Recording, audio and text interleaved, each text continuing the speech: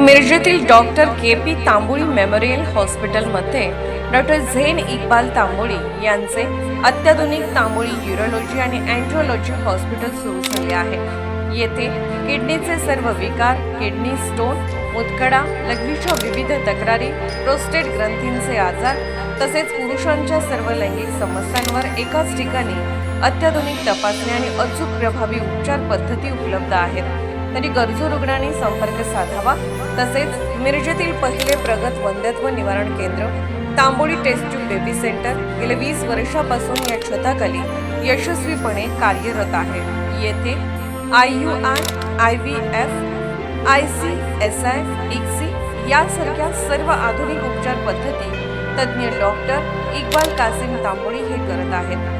विश्वासार्ह उपचारासाठी doctor KP. Tamboli memorial हॉस्पिटलचे Tamboli urology and andrology hospital आणि Tamboli test tube baby centre. आमचा पत्ता आरफा हॉटेल रोड, जुने लोकपूर, हॉस्पिटल समोर, मिरज। Mobile number 98 19 70 18 08 0233 22 21 543।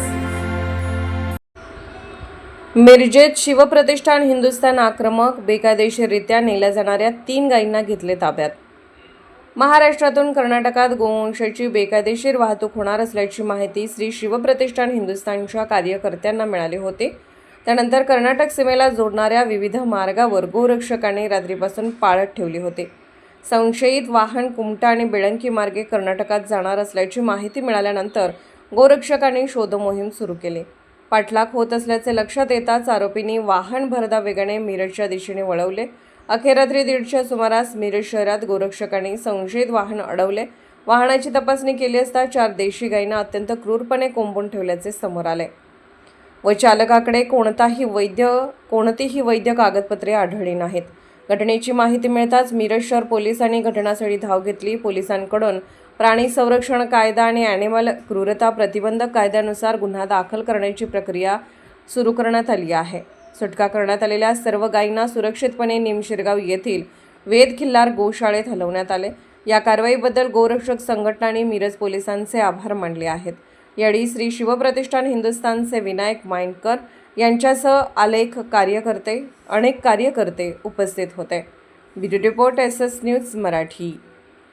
पार्श्वभूमीवर गायींची कत्तल होऊ नये यासाठी श्री शिवप्रतिष्ठान हिंदुस्थानचे धारकरी कर्नाटकातून येणाऱ्या सगळ्या मार्गावर आम्ही सध्या पाळत ठेवून आहोत। काल आपल्याला ही कर्नाटकात जाणारी महाराष्ट्रातून 4 गायी घेऊन गाडी जाणार आहेत अशी आपल्याला टीप मिळाली होती आणि आपण ग्रामीण भागामध्ये या गाडीवर कर्नाटक पासिंग असलेल्या या गाडीवर पाळत ठेवून होतो आणि ही गाडी कुपटोली मार्गे बेळंकी मार्गे अशी कर्नाटकात जाणार होती।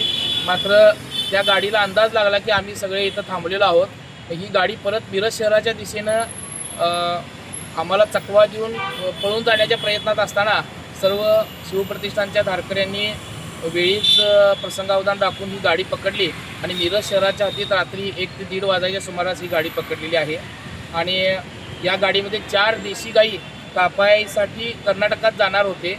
आम्ही ड्रायव्हरशी संवाद साधला असता आम्हाला असं समजलं की बकरीच्या पार्श्वभूमीवर या गायी कापायसाठी कर्नाटकात चाललेल्या आहेत।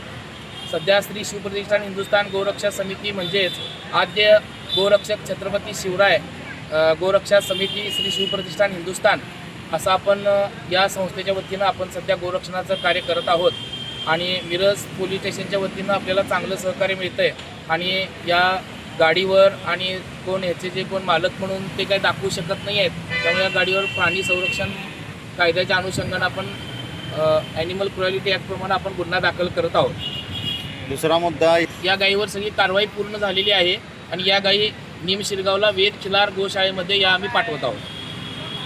वर आम्ही तर सगळे गोरक्षक सगळीकडे गस्त घालत आहोत आणि पोलिसांचं सहकार्य आहेच, मात्र अजूनसुद्धा पोलिसांकडून आपल्याला भरपूर सहकार्य आवश्यक आहे की जेणेकरून देशी गायींची आणि बैलांची गोवंशाची कत्तल होऊ नये यासाठी आता बकरीच्या पार्श्वभूमीवर बऱ्याच गायी आणि बैल आपल्या शहरात कापायसाठी येण्याची शक्यता आहे।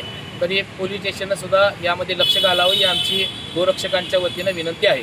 नागरिकांना पण शहरातील सर्व नागरिकांना आव्हान आहे की आपल्याकडं शिवप्रतिष्ठानच्या धारकऱ्यांचे नंबर असतीलच, आणि तुम्हाला अशी काही संशयास्पद गाय बैल काय गोवंश कुठं जात असताना आढळला तर आम्हाला वेळीच संपर्क साधावा की त्या निमित्तानं आपण गोरक्षण करू शकतो.